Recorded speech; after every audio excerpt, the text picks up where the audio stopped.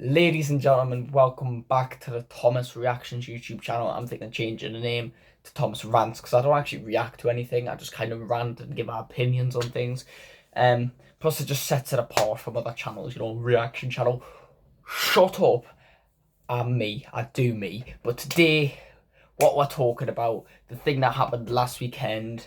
I'm doing it now because it's a week later. I've had lots of time to reflect.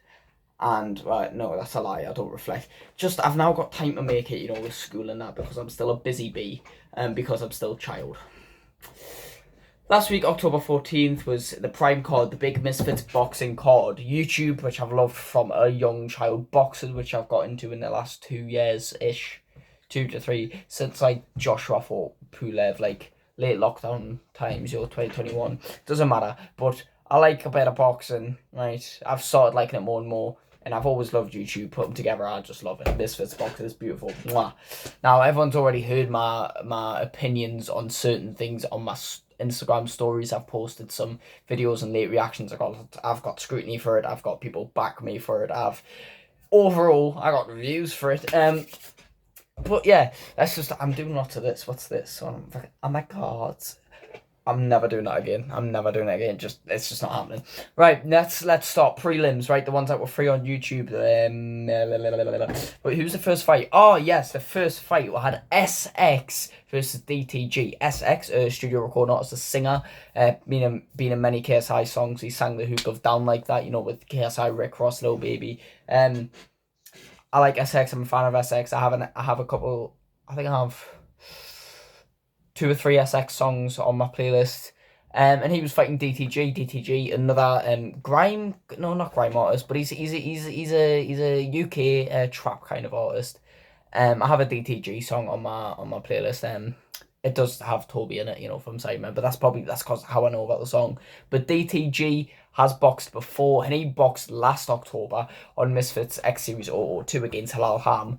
Horrid fight. I think he elbowed Halal Ham in the nose in the first 30 seconds, broke his nose and something like that.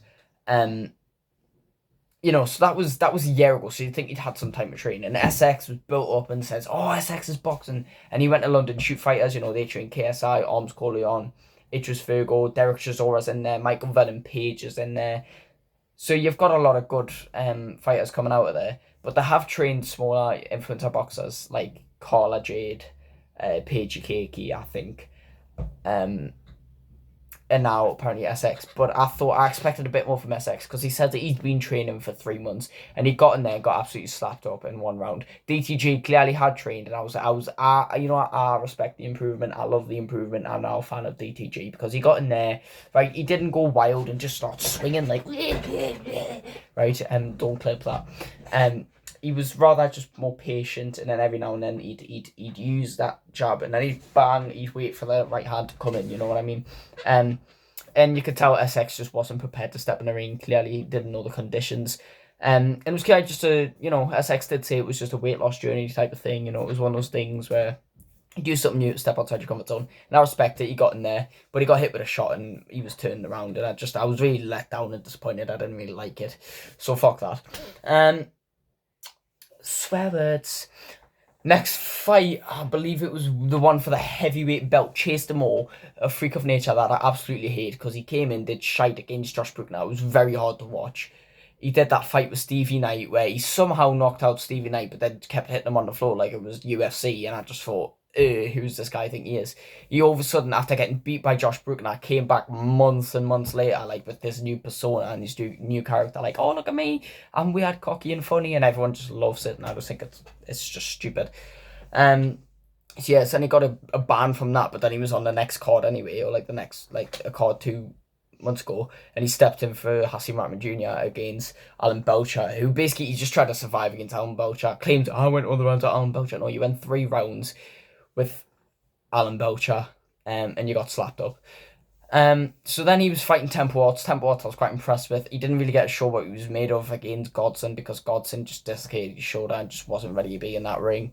And he only really used an overhand. This fight was a good scrap. I think Tempo was obviously heavily disadvantaged by the reach of Chase Demore, the jab and the 1-2 from Chase Demore was just good. You know what? I was very impressed. Chase Demore would use that jab and that 1-2 to back up Tempo in the corner. Tempo found some head movement from somewhere and started doing head movement against the ropes in the corner. And he was not, for the amount of shots Chase was throwing, Tempo was getting hit with barely any of them. And he did get caught with quite a few. Obviously, but I think Tempo did well to fight out of it, very well. Again, people thought this was a poorly judged one because by the end of the fight, Tempo Arts won the fight, which I can see why they've done that, because he was better technically, he was better defensively, and he was the smarter fighter. But at the same time, as much as it pains me to say it, because I like Tempo Arts, because he's just an honest kid, right? I say kid, I'm a kid, but I mean, like, he's just an honest guy, you know what I mean? Because he's young, you know, he's like, what's he, 18, 19? He's just an honest, like, youthful person. How can you dislike that? Chase is just a prick. I think he's a prick. But in all honesty, I do think you would have had to give it a Chase for the amount of aggressiveness and the reach and the fact that Chase was able to just use those abilities and, like, kind of dominate the fight. If you get what I mean, not dominate as in he wasn't dominating Tempo, but he was dominating the fight. So I thought it could have maybe went to Chase. I'm not so mad it went to Tempo. I'm not gonna sit here and complain, because you'll get a lot of that from me later. So yeah, overall, I was kind of impressed with Chase, I guess, because he's learned how to box. But then again, he does that thing where he's like, doesn't like getting hit. Tempo isn't afraid of getting hit, which I can respect.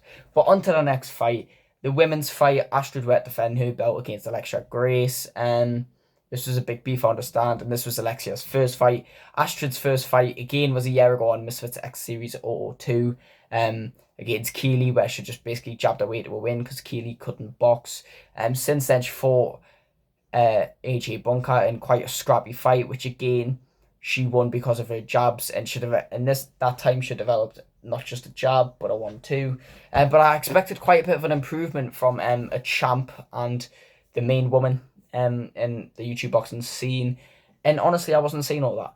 I kind of just saw the same thing with, like, jab, she had a jab, and she had a right, like a straight right, she had a 1-2, but she had no head movement, no defense, nothing. And I think that's where Alexia Grace kind of did well, because Alexia Grace, I didn't expect anything from her. I expect that to be like every other women's fighting. It's not a sexist thing, because I can get into women that are good, right?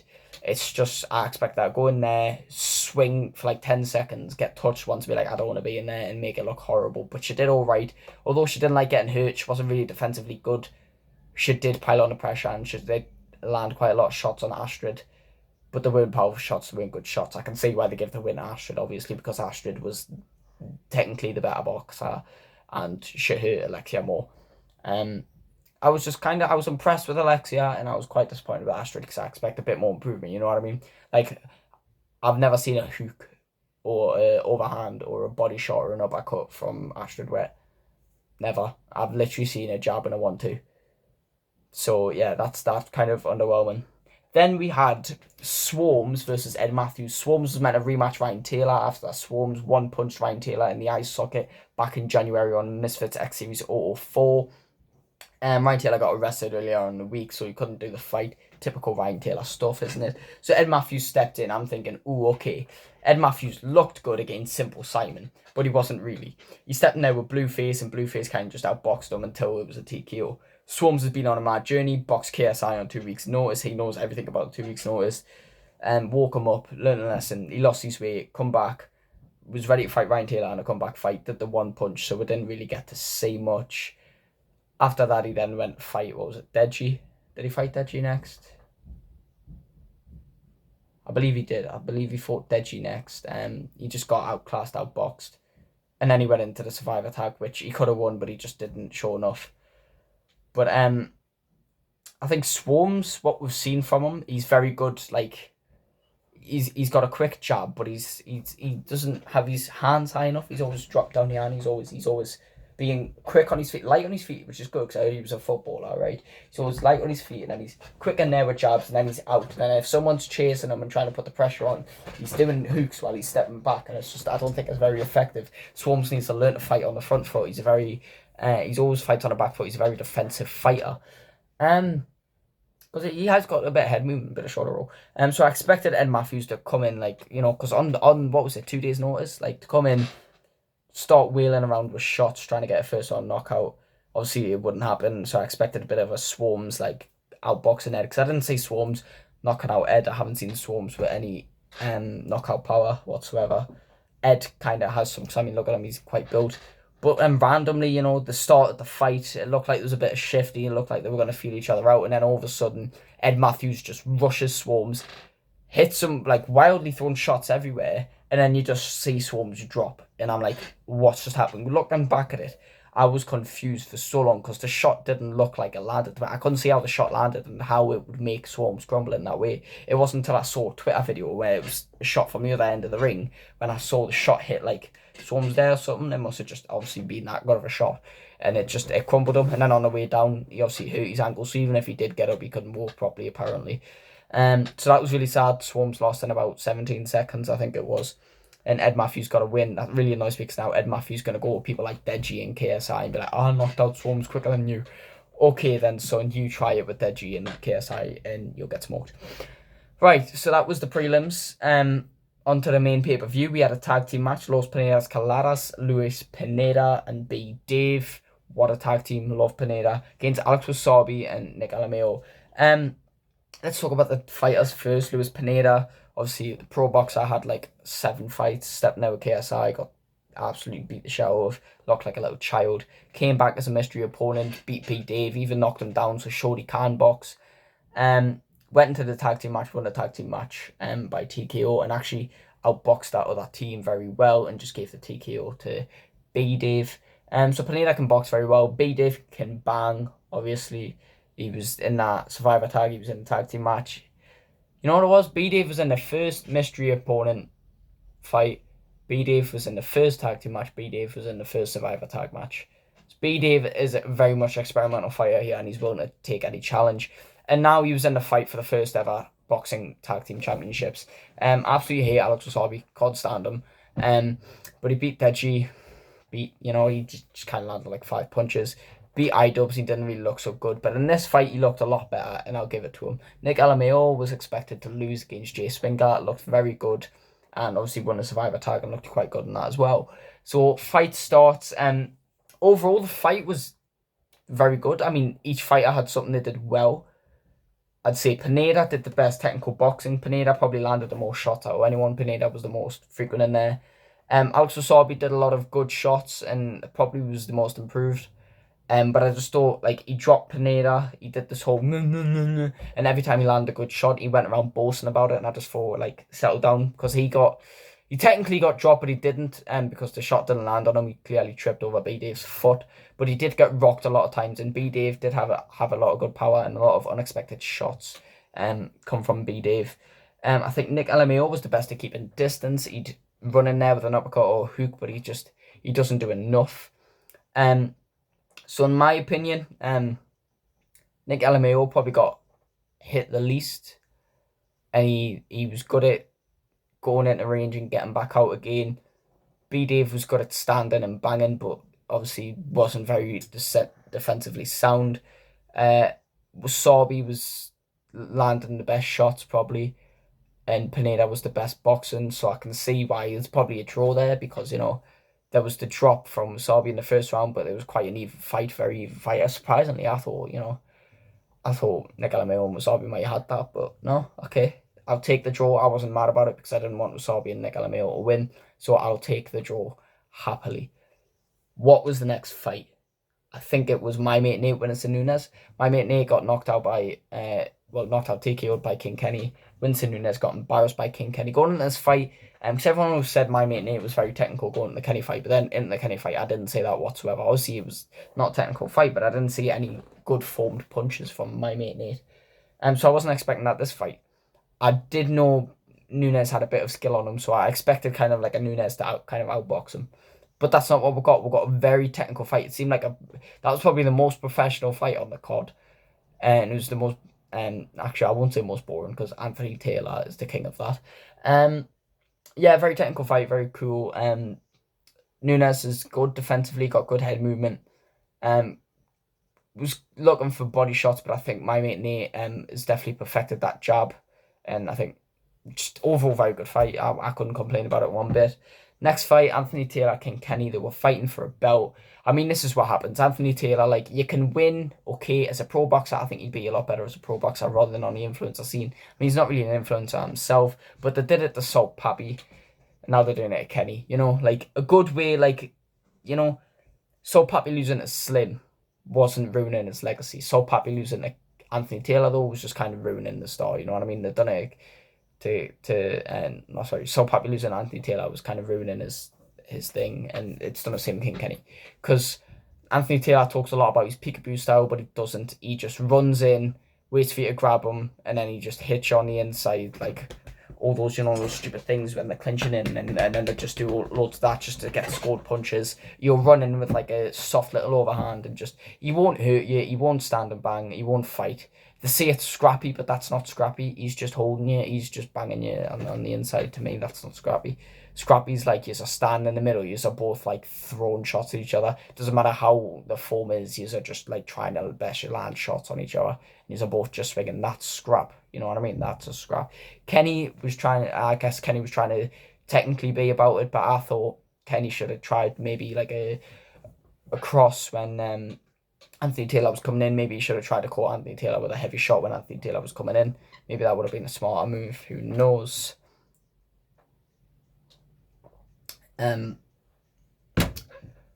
But yeah, obviously Anthony Taylor wins that, but I just think it was just a stupid fight. I mean, who's really going to take that belt off of Anthony Taylor apart from like Idris Virgo or like Tommy Fury? You know what I mean? But they've already beat him. So yeah, pretty boring fight, poor Kenny. Really, that's all I've got to say. The Dean the Great Waleed Sharks 2, though. Now, the first fight happened, I didn't really know who Waleed Sharks was. I knew who Dean the Great was because I'd seen him on Misfits. And in that first fight they had, Waleed Sharks obviously dropped Dean quite a few times, and I was like, no, I wanted Dean to win. And then Dean came out of nowhere and won by knockout, and I was absolutely astounded. But then 11 months later, after all the beef and we've watched them go back and forth for ages, I kind of like started siding with Waleed because I just like the way I'd see them arguing beef. I thought Dean was quite childish and a bit stupid, and I I started to like Waleed Sharks. So going into this fight, I was now rooting for the other way around. I was rooting for Waleed Sharks against Dean the Great, and then we're going there, and in the first 10 seconds, literally Waleed Sharks lands a 3-hook combo on Dean, and it wobbles on that, and I'm like, oh my god. But then the rest was history, because by the second round, I'm pretty sure Dean the Great had dropped Dean twice with the cleanest knockout you'd seen as well. He hit him with one of those overhands that he did that knocked him out in the first fight. He hit one where he did the lean back. Oh, hang on, Eddie. Oh, there we go. He did the lean back and come back with a straight. That was beautiful. The way that knocked him down was, I've never seen a better knockdown in YouTube boxing. So the rest was kind of just Dean dominating and hurting Waleed. I didn't expect this much improvement from Dean. I thought Waleed was on another level to Dean, you know, being a Golden Gloves boxing champion. But yeah, I was really impressed with Dean. That was a really cool fight. And by the 5th round, when time started going on, Waleed had Dean rocked for the second half of that round, and he was beating the shit out of Dean. And then Dean did a couple of tactics like sliding under the ropes to get out of being hurt, which I thought was quite smart from Dean. But at the same time, it could have been like a repeat of the other fight, but the other way around. Like, imagine this time Dean had knocked Waleed down loads of times, and then Waleed comes back and knocks him out. That would have been really cool. But no, we went all the rounds. Dean the Great got a unanimous decision. I mean, like, how could you not? That performance, right? They were saying King Kenny had the greatest performance in influencer boxing when Vincent Nunes just couldn't touch him. But personally, I would say now Dean the Great and Dean the Great versus Waleed Sharks 2 had the greatest influencer boxing performance ever, because he was getting hit, he was getting hurt, and he was just coming back and acting like it was nothing and hurting the other opponent, doing moves we'd never seen from an influencer, with power we've never seen from an influencer. He's a small guy as well. We don't hear shots like that from Logan Paul when we should. You know what I mean? Like that, the power we got from Dean is what Logan Paul should have implied on Dylan Dennis, is what KSI should have applied to Tommy Fury. Maybe they did, but we didn't hear it. But the fact Dean Gray has that kind of technique, he has that power, he has the heart, and he has the charisma for it all. I think that was brilliant. Absolutely brilliant. Loved that fight. Couldn't like be anything better than that fight. Well done, Dean the Great. Next one, we'll have Slim versus Salt Pappy. Very anticipated fight. It's obviously very hard going in. We were like, Salt Pappy's got that quick snap, but you know, Slim's got that knockout power. Salt Pappy's a bit more technical, but Slim's a bit more brawly. Ooh, it's quite hard. You know, it could be a draw. It could be a Slim split decision. It could be a Salt Pappy split decision. It could be any sort of decision to anyone. It could be a TKO to either of them. It could be a KO to either of them. But we got into the fight, and for 3 rounds, Slim is beating Slim. Like, he's outboxing him, he's hurting him, he's getting him on the inside, he's getting him on the outside. He's just doing everything smarter. And then in the 4th round, Slim started fighting back and really hurting him. It was either the 4th or the 5th round. I think it might be the 4th. Slim hurts Salt Pappy and then drops Salt Pappy in the cleanest, like one of, not as clean as Dean the Great, I mean, come on, but drops him. He dropped him with a straight as well. It wasn't like a swinging whack. He's dropping with a straight. It was very cool because we've never seen Salt Pappy beat, but it's Anthony Taylor, so Anthony Taylor doesn't really beat people, he just wins. But like this beat Salt Pappy, this dropped Salt Pappy, and then he got stopped by Slim. Slim has earned all my respect. Like, Slim had like my respect, right? But like this, another level. It showed, nah, I ain't just fighting easy opponents, you know what I mean? So that was very cool to see Slim just come back after getting beaten for 3 rounds and just prove like my power and my technique and my endurance is just way more than your flashy little boxing skills. That was very cool. I didn't mind who won that. It was with Dean versus Waleed. I didn't mind who won that. Really, I wanted Waleed, but I didn't mind who won it. And then with Slim Salt Pappy, I didn't mind who won it, but like now that Slim did it, I'm happy Slim did it, because when Salt Pappy was beating Slim, we kind of saw a side of Slim that we'd never seen. Like, Slim looked like he didn't want to be in there until he won it, and then he was happy he was in there. Now, the big 2 main fights of the card. The co-main event, Logan Paul, Dylan Dennis. Really, let's be honest here, right? This fight, Dylan Dennis never stepped in a MMA ring. Obviously, he had his knee injury, so he was out a while, but, you know, hasn't fought him forever. Ducked out the KSI fight. God knows why. They say it's for the trainers thing, but I think, you know, he wasn't ready. But yeah, got in there. Obviously, you could tell he didn't want to get knocked out. Logan Paul should have went for the knockout, but I think Logan Paul was scared because we didn't know what Dylan brung, because we hadn't seen Dylan fight in absolute years. My opinion, the way it should have went, Logan should have just, you know, for everything Dylan did to Nina and that, Logan should have went in there and flat-faced him like Jake did to Tyron Woodley. But I realised what Logan was trying to do. Logan was trying to humiliate Dylan Dennis, outbox him, and just absolutely show, like, this real fighter isn't shit, really. And I think that's why Conor didn't want to be there, because Conor kind of knew. I mean, Conor's on insane coke. He's another subject. He actually thought Dylan did well. Dylan did 6 rounds of this, just like that, just so Logan couldn't jab him down the middle. And if a hook came, he'd go.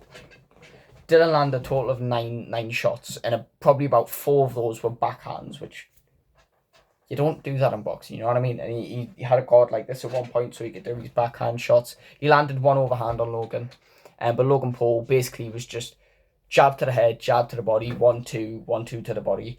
He was just 1-2ing him, head and body, and it was getting through his guard, it was getting him to the body, it was hurting him.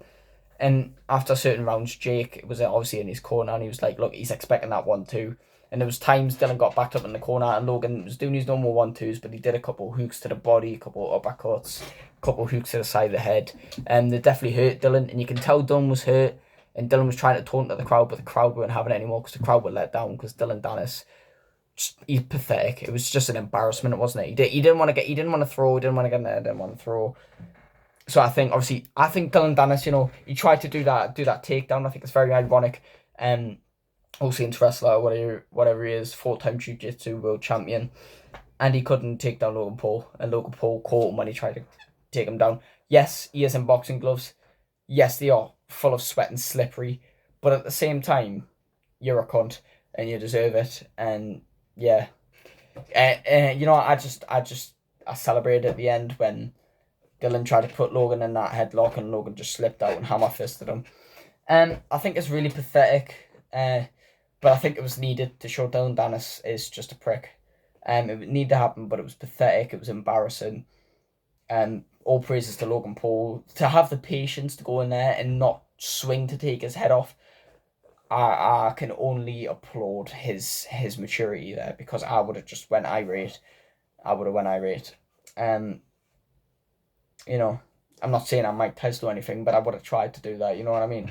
If he said all that stuff about my fiance, right? I don't have a fiance, but I have a girlfriend. But you get my point. If he talked that much shit, I'd want to kill him. So yeah, I was a bit disappointed Logan Paul didn't get a knock him out. But it is what it is. I'm happy he lost. I'm happy he got embarrassed. I'm happy the world turned on him, because all of a sudden when people started to like him, I wasn't backing it. I can't back liking scum of the earth like him.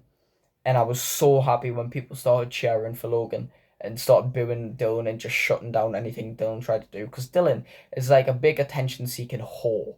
He just can't have it. He doesn't like it when people don't have his attention. For those 4 years he was out the ring not fighting, he was going after KSI, Jake Paul, and Logan Paul, because they all had eyes on him. And if he just made fun of them, he'd have certain people from the fight community that didn't like Logan, Jake, and JJ come siding with Dylan. But even in the fight when Dylan got embarrassed, Logan made fun of him for missing a shot. He went like where'd that go? And Dylan kind of tried to do the DX thing and just the crowd didn't have it.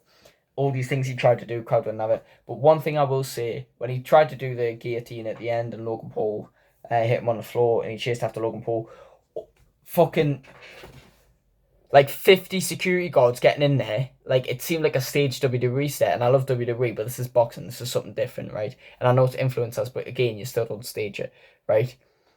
50 friggin' security guards getting in there. And security guards aren't even fighting Dylan. They've backed, literally, you could have 2 security guards, one on Logan, one on Dylan. Easy, right? But no, you've got like 50 different security guards in there. The security guards just end up fighting each other. It's one big clusterfuck of people in the ring. And then they announce the winner as Logan Paul by disqualification, but they make sure to announce that on the scorecards, Logan Paul won every single round, which I think is needed, necessary, because just to say Logan won by disqualification, you can tell that Dylan would have used that to his advantage, be like, oh, you only beat me by disqualification, even though everyone knows he lost. But you know how these sly, snaky internet people are. So they made sure to announce that Logan won every round anyway, just to shut down any chance that Dylan has of getting more attention and keep seeking that sense of validation, as Logan Paul would call it. Now the main event. I've been very vocal about this the whole time. And going into the fight, obviously I'm a KSI fan. I've been a KSI fan for very long now. And Tommy Fury, I rooted for him against Jake Paul, because fuck Jake Paul. That's the motto, and mantra. I mixed them together.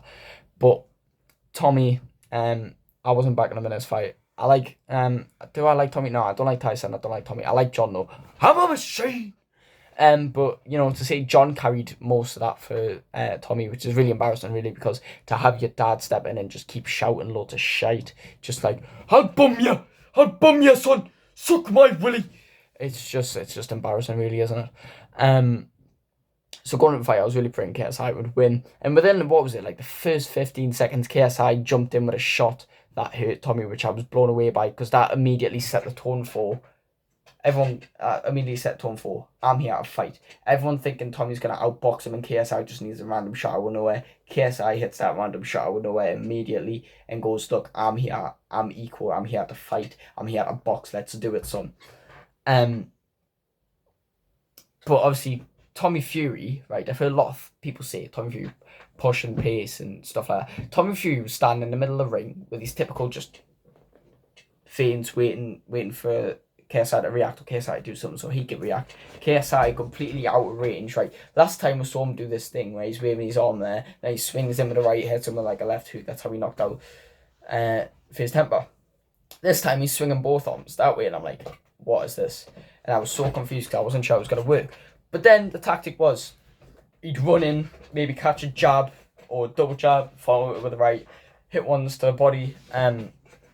Point is, he'd jump in, get a couple shots, get out, right? Because he knew Tommy, being the pro boxer, would beat him at distance. So he either needed to be all the way out of distance or all the way into distance. You get what I mean? Tommy was trying to counter punch and just show anything you can do, I can just pack it up in 2 seconds. And Tommy couldn't do that because every time KSI came in, I think KSI did exactly what he said he would and proved that his power punches will just back Tommy off a bit. The power of his punches would show Tommy that this isn't going to be as easy as Tommy wishes it to be. But every time, to say this was a hug fest and to say KSI was hugging is an embarrassment. You should be ashamed of yourself. Because KSI, we all saw his tactic. Yeah, if you can't read his tactic, it's obviously an unorthodox one, but that's the point.